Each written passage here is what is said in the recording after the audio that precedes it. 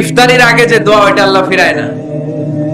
ইফতারি করার আগ মুহূর্তে আমরা যে যে পেঁয়াজু, আলুর চপ, বেগুনি, হ্যাঁ এগুলো খান আপনারা? রোয়াবজার শরবত খান নাকি? এই যে সাজায় রাখা হয় ডিজাইন করে, এইগুলো রেখে যখন দোয়া করেন, এই দোয়াটা আল্লাহ শুনে তো। আল্লাহ বলে, কিরে ফেরেশতারা, ঘটনা কি? এত খাবার কেন? আল্লাহ রোজা রাখছে। কি চায়? আল্লাহ ক্ষমা চায়।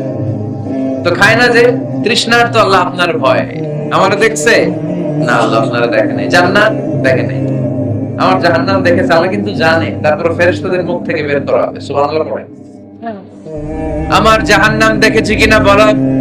ফেরেশতারা বলে না, জাহান্নাম দেখে নাই। আমার জান্নাত দেখেছে কিনা বলো। জান্নাতও দেখে নাই, কিছুই দেখে নাই, আপনারেও দেখে নাই। আল্লাহ এবার খুশি হয়ে যাবে।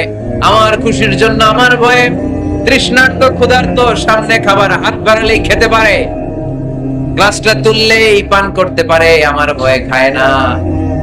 আমার ক্ষমা চায়, আমার কাছে ক্ষমা প্রার্থনা করে। এখন আমার বান্দা যা দোয়া করবে, বান্দার সব দোয়া আমি কবুল করে নেব। আল্লাহর ভালোবাসা সফট কর্নার খুব গ্রো করে, চোখ বুজে খুব মারতে হবে, ঠিক কিনা?